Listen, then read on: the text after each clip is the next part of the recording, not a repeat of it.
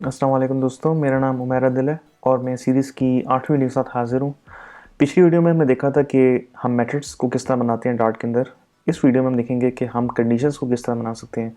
Conditions का dart programming के अंदर बहुत ज़्यादा इस्तेमाल है और कंडीशंस का मकसद ये होता है कि आप बता सकें कि आपने किस वक्त कोड के अंदर क्या काम करवाना है कंपाइलर से। अगर आप चाहते हैं कि कोड उसी तरह बिहेव करें जिस तरह आप चाहते हैं, लेकिन उन्हीं कंडीशंस पे जो आपने बनाई हुई है, उसके लिए हमें कुछ कमांड्स लिखनी पड़ती हैं, इनको हम बोलते हैं इफ़ एल्स। अगर इफ़ एल्स को मैं आसान तरीके से समझाऊँ तो उसका मकसद ये होता है कि आप कंपाइलर को बता सकते हैं कि अगर तो ये काम जो इस कंडीशन में ट्रू है या फॉल्स है तो ये काम करो, वरना ये काम करो। तो इफ़ एक किस्म की कंडीशन का एक तरीका है लिखने का। हम लिखते हैं कैसे किया जा सकता है। इफ़ लिखेंगे और इसके साथ एक ब्रैकेट आ जाएगी और इसके अंदर इसकी बॉडी आ जाएगी। ये इफ़ की कंडीशन है। एल्स की कंडीशन क्या होती है? अगर हम इसी के आगे डाल दें एल्स और बॉडी डाल दें, तो अभी आप देखेंगे इसने इस ब्रैकेट के अंदर चीज़ हाईलाइट की हुई है। इसने हाईलाइट इसलिए किया है क्योंकि कंपाइलर को नहीं पता कि कंडीशन क्या है जिसकी बेस पे इसने इफ एल्स का डिसीजन लेना है। ये बताना बहुत इंपॉर्टेंट होता है कंपाइलर को कि इफ़ की कंडीशन क्या होनी चाहिए। तो इफ़ की कंडीशन बनाने के लिए हम देख सकते हैं कि एक वेरिएबल बना लेते हैं।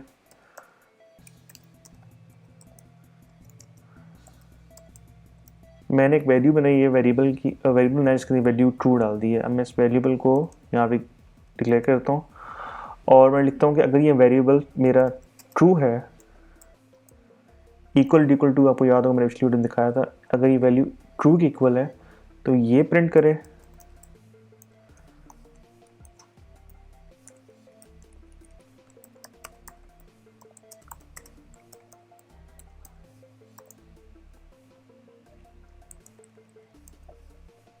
और अगर नहीं है तो फिर फॉल्स प्रिंट करे। इसको रन करते हैं।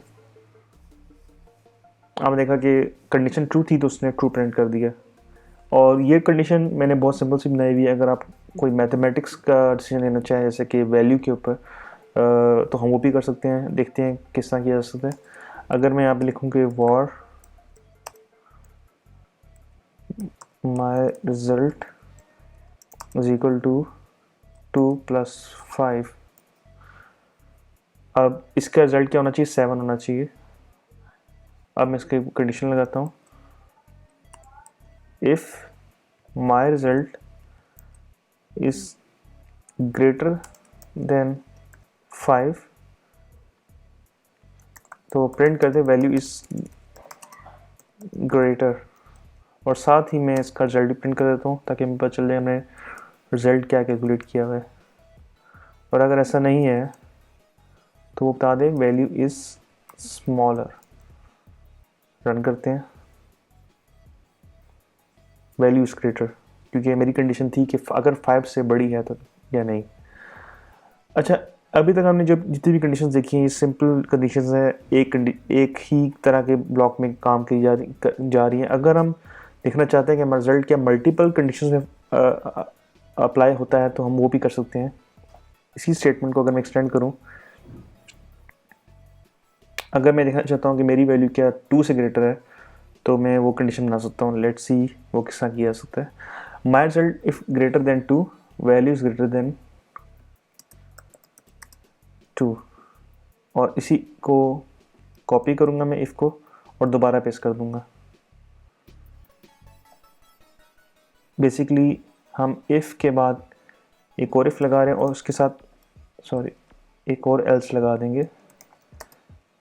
If my result is greater than 2, else के बाद फिर एक इफ़ लगा रहे हैं और उस सबसे एंड में एक और एल्स लगा रहे हैं। अब दूसरी कंडीशन में हमने कोई और डिफरेंट काम करना है, वो कर लेते हैं। My value is greater than 4,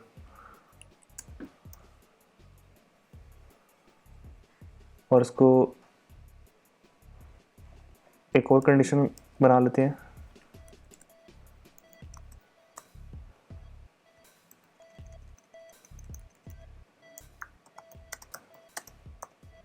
तो जो सी कंडीशंस को पहले ट्रू मिलेगी वो प्रिंट कर देगा और उससे आगे नहीं बढ़ेगा। उसको रन करते हैं।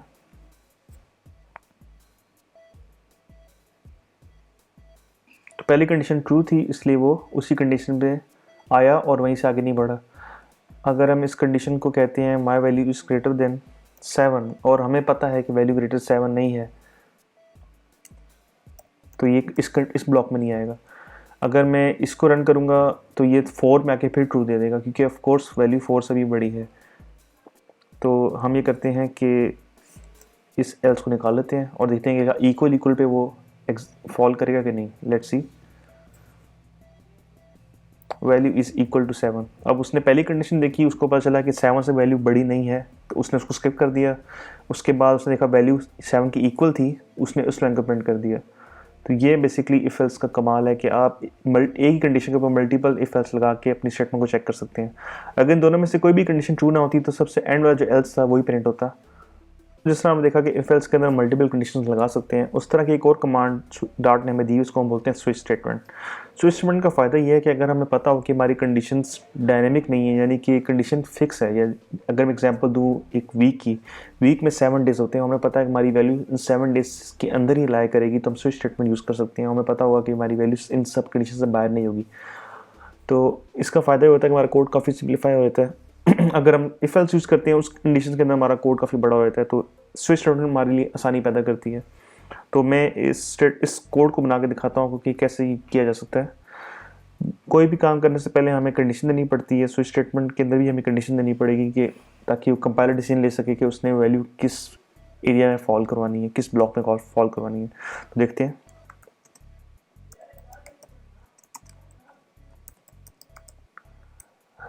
तो मैंने इनिशियलाइज कर दी पहली वैल्यू जो कि टुडे है। आप स्विच स्टेटमेंट लगाने के लिए आप लिखेंगे स्विच ही कीवर्ड ब्रैकेट स्पेलिंग सही, और स्विच के अंदर कंडीशन आ जाएगी आपकी, और सिंपली मैं ये कंडीशन डाल दूंगा ट्रू टुडे की, क्योंकि हम टुडे को देख रहे हैं। अब स्विच के अंदर आप केसेस बनाएंगे, केस मंडे, क्योंकि हमें पता है कि 7 दिन है तो 7 केसेस बनेंगे, और उसके आगे हम डालेंगे कॉलन और ब्रेक। ये स्विच स्टेटमेंट का बेसिक साइंटेक्स है, इसको आपने फॉलो करना होता है। अगर आप ये स्विच स्टेटमेंट को इस तरह नहीं लिखेंगे, स्विच स्टेटमेंट कभी भी काम नहीं करेगी। हम केसेस डिफाइन करते हैं।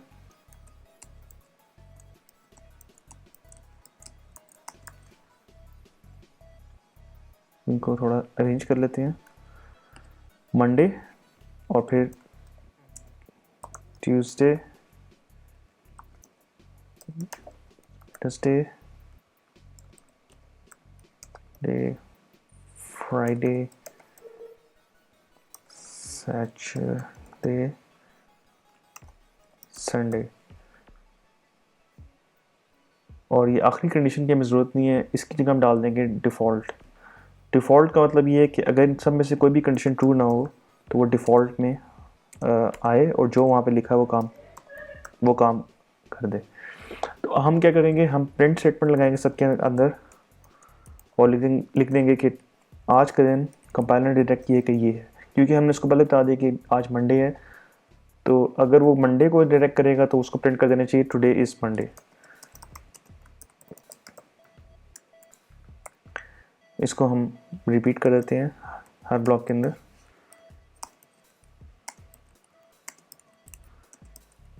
आप नोट करेंगे मैं ज़्यादातर कमांड्स प्रिंट यूज़ करता हूँ, लेकिन जैसे ही हम आगे बढ़ेंगे हम प्रिंट्स को छोड़ के मज़ीद कुछ और चीज़ें कर सकेंगे। प्रिंट से आपको समझाने के लिए आप कुछ भी करवा सकते हैं इस ब्लॉक के अंदर, आपका पूरा मेथड कॉल हो सकता है।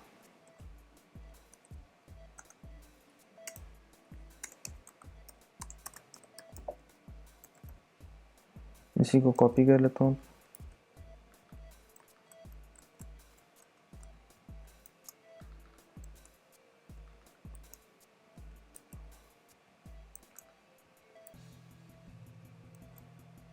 और डिफ़ॉल्ट में देते हैं कि नो आइडिया, यानी कि अगर कंपाइलर को नहीं पता चलेगा कि आज का दिन क्या है तो वो सिंपली प्रिंट कर देगा कि आज उसको कोई आइडिया नहीं कि आज क्या है। हमें पता है कि आज हमने बता दिया कि मंडे है, तो कंपाइलर को मंडे ही प्रिंट करना चाहिए। तो रन करते हैं, टुडे इज़ मंडे। अब मैं इसकी वैल्यू कर देता हूँ फ्राइडे। अब फ्राइडे प्रिंट होना चाहिए, फ्राइडे, ठीक है। अब मैं फ्राइडे की जगह कोई ऐसा कीवर्ड डाल देता हूँ जिसका कंपाइलर कोई आइडिया नहीं।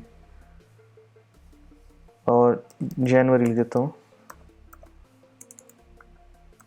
अब देखिएगा जनवरी एक मंथ है और हम वीक्स की बात कर रहे हैं और हमने जो यहाँ पे डिफ़ाइन किया है वो मंडे ट्यूसडे, इसके अंदर जनवरी लाया नहीं कर रहा, तो कंडीशन डिफ़ॉल्ट में आएगी।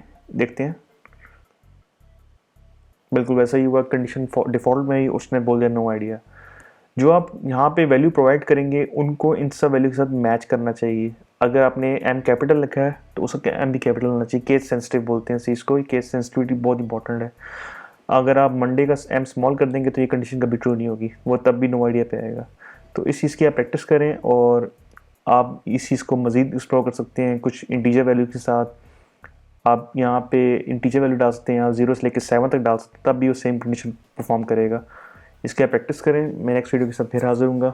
अब तक के लिए शुक्रिया, अल्लाह हाफ़िज़।